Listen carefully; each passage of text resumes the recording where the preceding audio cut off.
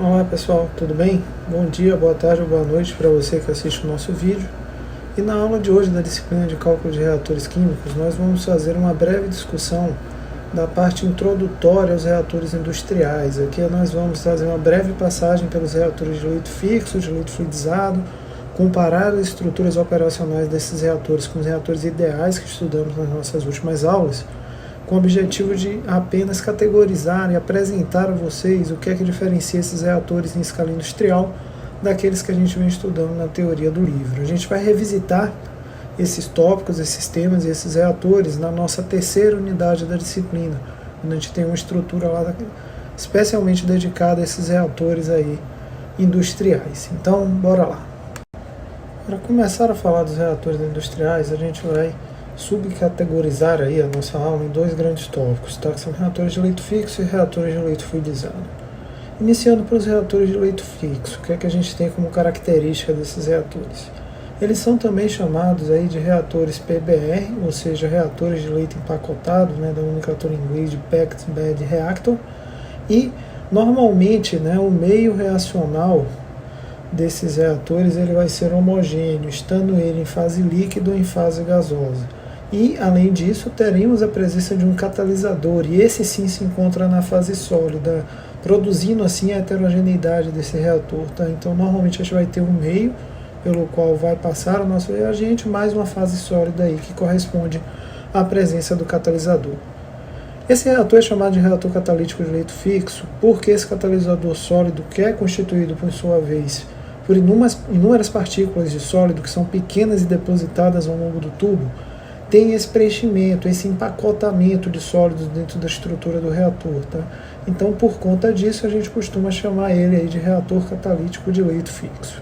Ele tem uma semelhança muito grande em sua estrutura, em sua conformação estrutural, com aquilo que a gente estudou na aula passada para o reator tubular. Tá? A principal diferença que a gente tem aqui é essa diferença do recheio de partículas sólidas, essa característica desse equipamento possuir essa partícula sólida dentro de sua estrutura e sua conformação. E o que é que a gente tem para o reator de leito fluidizado? Os reatores de leito fluidizado eles têm como característica geral, né, uma operação também similar àquilo que a gente tem para o reator de leito fixo, né, no reator de leito empacotado. A estrutura dele consiste de um tubo vertical por onde passam essas partículas sólidas que são suspensas aí dentro da estrutura do reator, conforme apresentado aqui na figura, por uma corrente em fluxo ascendente. Essa velocidade do fluxo ela deve ser suficiente para manter as partículas suspensas, mas ela não deve ser alta o suficiente para fazer com que as partículas sejam arrastadas aqui para essa parte externa, que sejam arrastadas para fora do reator. Esse efeito proporciona uma excelente característica de transferência de massa para esses equipamentos. Tá? Essa transferência diz respeito aí ao que a gente tem entre a estrutura sólida, que é o seu catalisador, e o seu reagente, que vai estar passando ali ou em meio gasoso ou em meio líquido. Né? Essa é a principal diferença desses reatores em relação ao leito fixo ali. Você tem essa partícula sendo suspensa pelo fluxo de gás. Continuando ainda no tópico dos reatores de leito fluidizado, vamos dar uma olhada muito breve na estrutura de funcionamento desses equipamentos. Aqui eu estou me aproveitando de dois vídeos, um relacionado ao reator de leito fluidizado líquido sólido que a gente tem no laboratório de processo do nosso curso aqui na UFMA, e aqui vocês conseguem observar o funcionamento básico desse equipamento. Né? São apresentadas a estrutura de fluidização, vocês conseguem ver como ocorre a fluidização do leito aí ao longo do aumento da vazão do escoamento e a estrutura de rotâmetro utilizada para medir a velocidade desse escoamento ao longo dessa vazão. Aqui, mudando já de vídeo, vocês conseguem observar esse mesmo princípio de funcionamento para o outro equipamento que a gente tem no laboratório, que diz respeito a uma fluidização do tipo gás sólido. Agora vocês conseguem também observar a medida da vazão no rotâmetro específico para esse equipamento, bem como o regime de fluidização, com expansão de leito e a próprio alcance aí do regime de fluidização, né, para esse equipamento. Falando um pouco sobre os reatores batelados em operações industriais. Né? Esses reatores eles são usados normalmente em processos de pequena escala, processos que estão em teste ou em etapa de desenvolvimento, por conta do controle mais rigoroso que a gente consegue estabelecer nesse tipo de equipamento. Olhando aqui brevemente para a estrutura deles, normalmente o que a gente vai encontrar é uma alimentação concentrada na posição superior do reator, uma estrutura lateral aqui para a conexão das jaquetas, seja de aquecimento ou de refrigeração, né? Isso aqui tem uma camisa ao redor do reator na qual vai circular esse fluido de troca térmica e uma estrutura de agitação interna. Isso aqui é o básico daquilo que a gente tem para um reator desse tipo. Eles também são muito utilizados aí na manufatura de produtos caros e em processos que são difíceis de operar em modo contínuo. Dentro desses processos difíceis de operar em modo contínuo, o principal tópico que a gente precisa ter em mente está relacionado com os bioprocessos dentro dos bioreatores. São reatores que requerem um grande controle operacional. Isso pode ser associado tanto com o controle de pH quanto ao controle de agitação, especialmente ao controle de temperatura, devido à sensibilidade operacional desse tipo de reator. Então é muito utilizado aí os reatores batelada para esse tipo de processo. Também temos que a gente consegue obter aí, né, altas conversões para esses reatores. Essas altas conversões estão diretamente relacionadas e associadas com tempos de reações muito altos. Então precisamos aí muitas vezes desses tempos maiores para que a gente consiga atingir aí esses altos tempos, essas altas conversões operacionais, tá? Mas isso também está muito relacionado com o aumento de custo das operações, o que dificulta muito a operação desse tipo de reator em processos de larga escala. Dando uma olhada no que a gente tem então para os reatores semi-batelados. Esses reatores têm a maioria das vantagens estruturais e operacionais ao que a gente acabou de observar nos reatores batelada, mas eles têm a vantagem de possibilitar um controle alto de temperatura, isso especialmente quando a gente fala de reações exotérmicas, tá? São aquelas reações onde você vai colocar um dos reagentes responsáveis pela liberação de calor ao longo da operação de forma controlada dentro do reator. Isso limita a quantidade de calor liberada pela reação ao longo do tempo. Ele também é muito usado para minimizar a ocorrência de reações competitivas em sistemas de reações aí mais complexos. A gente vai dar uma estudada nisso quando a gente falar de reações múltiplas aqui na disciplina. E ele é muito utilizado também em reações do tipo gás líquido, onde você faz um borbulhamento de gás dentro de um seio de um líquido, por exemplo, o que a gente vê nos reatores de hidrogenação de óleos vegetais visando a produção de margarina. Passando então para os reatores CSTR aí com aplicação industrial. Normalmente eles aparecem na indústria dentro daquele formato de conjugação em série que eu comentei com vocês na aula passada. Ou seja, a gente vai ter uma estrutura com vários reatores desses agrupados em série. Isso aumenta a eficiência operacional desses reatores, tornando maior a conversão por unidade de volume que a gente tem nesse tipo de equipamento. A principal vantagem que a gente tem para a operação desses reatores é o fácil controle de temperatura. Isso é o que é relatado na indústria para a grande maioria das operações. Ele tem como desvantagem aí, básica associada a baixa conversão de reagente por unidade de volume do reator. Então, se você quiser operar reações de grande conversão, você vai precisar de reatores de grande volume também.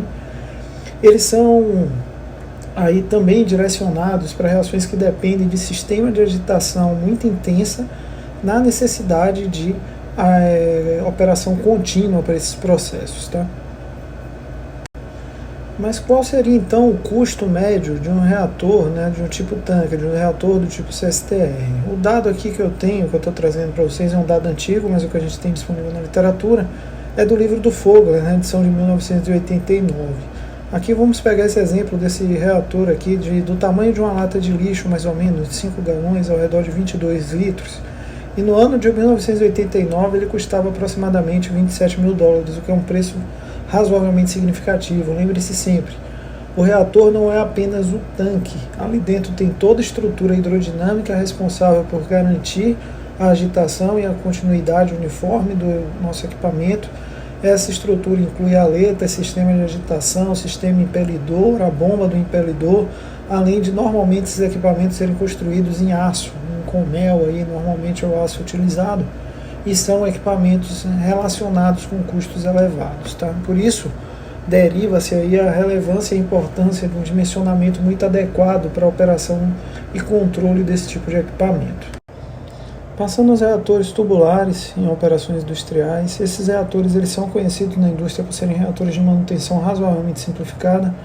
Por conta dessa estrutura de multitubos que normalmente é aplicada, a gente consegue ter uma estrutura operacional mais simples para esse tipo de equipamento, onde a gente pode remover um tubo eventualmente danificado, ou no qual a gente tem um problema de entupimento do catalisador, colocar outro tubo idêntico substituindo e fazer a manutenção no tubo retirado. Então isso facilita a manutenção desse tipo de equipamento em operações industriais. Eles são reatores reportados na literatura por apresentar conversões altas por unidade de volume, isso aqui especialmente quando comparados aos reatores CSTR, né, que são os reatores continuamente agitados. Normalmente eles são usados para reações em fase gasosa, isso não impede que seja usado para reações em fase líquida. Temos alguns exemplos aqui de operação desses reatores utilizando fase líquida, também bem sucedidos. A principal desvantagem desse reator está associada aí com o controle de temperatura desses reatores, principalmente quando eles operam em reações muito exotérmicas, tá? Isso aqui gera o que a gente chama de hotspot dentro do reator, e a gente vai estudar isso com mais detalhes na nossa segunda unidade, quando a gente falar aí de reatores não isotérmicos.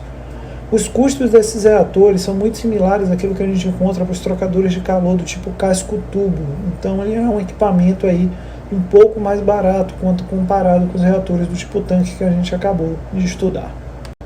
Quanto aos reatores de leito fixo operando em um processo industrial, o que é que a gente tem para esses reatores? Eles são essencialmente reatores PFR empacotados com catalisador sólido, na grande maioria das aplicações sendo aí desenvolvidas em reações em fase gasosa. Eles são necessariamente heterogêneos, essa é a grande diferença do reator de leito fixo em relação ao reator PFR. Esse cara aqui necessariamente heterogêneo, ele vai conter na sua estrutura reagentes e catalisador.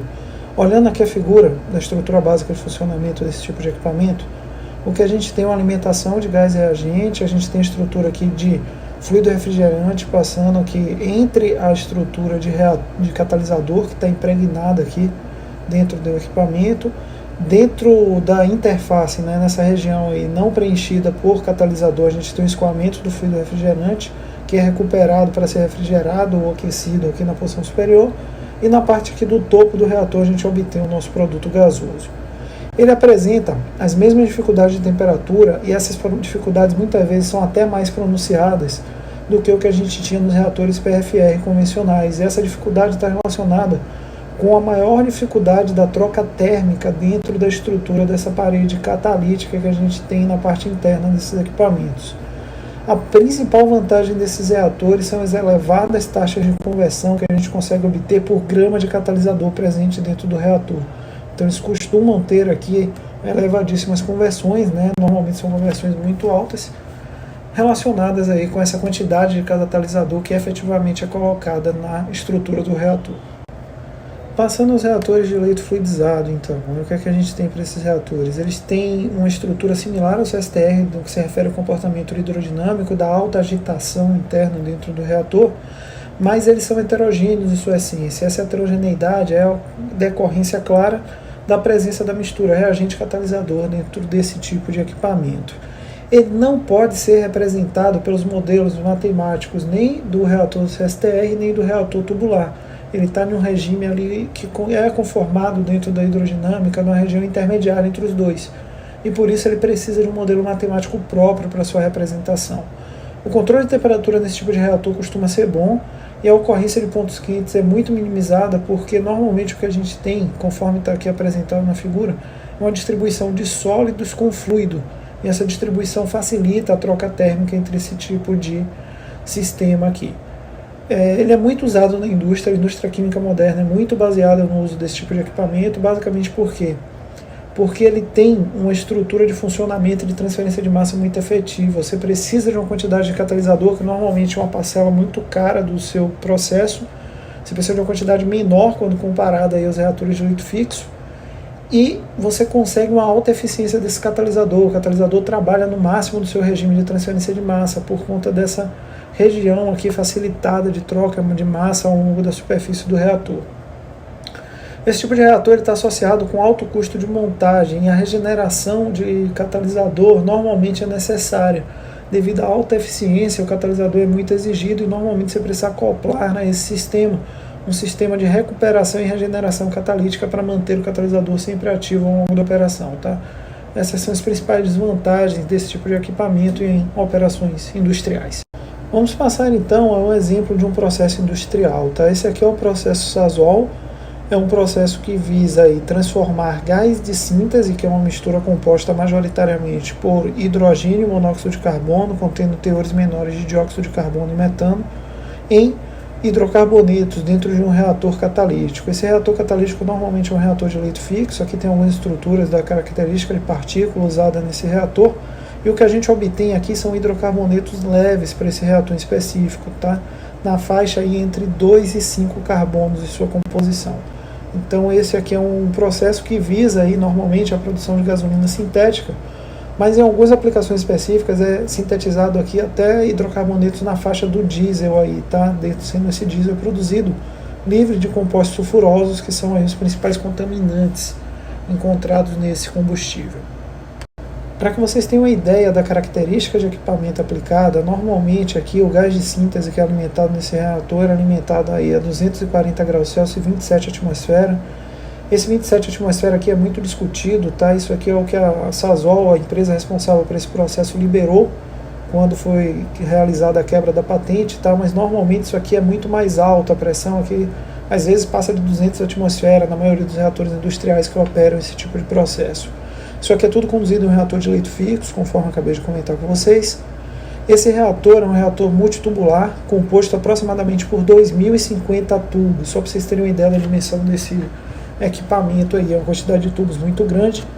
Cada tubo desses tem aproximadamente aí 5 centímetros de diâmetro, então eles são tubos finos e tem 12 metros de comprimento, que é o equivalente a um prédio aí de aproximadamente 3 andares, é uma estrutura aproximada ali, o que a gente tem no tamanho do prédio do CCET, dentro da UFMA. Então é um tubo muito longo e muito fino. Isso visa o quê? Facilitar aquela troca de calor que eu acabei de comentar com vocês, tá? O que é visado aqui é que você tem a máxima eficiência de troca de calor possível dentro da estrutura do equipamento. Os catalisadores usados nesse processo normalmente são de ferros. Esse catalisador ele é preenchido aí com K2O e sílica. Normalmente o mais usado é a sílica, tá? E os principais produtos, conforme eu comentei com vocês, são esses hidrocarbonetos leves. E normalmente é atingido aí nesses reatores 50% de conversão dos reagentes, que são monóxido de carbono e hidrogênio em sua parte majoritária. Então, pessoal, era isso que a gente tinha para essa aula. Espero que tenha dado uma ideia geral a vocês aí dessa parte estrutural dos reatores industriais, para que vocês vejam o que diferencia um reator ideal de um reator industrial propriamente dito. Caso tenha ficado alguma dúvida, aqui estão os contatos para vocês sanarem essas dúvidas. E na nossa próxima aula a gente retorna já com a parte de modelagem para esses reatores, iniciando pelo reator batelada. A gente se encontra na próxima aula. Até mais!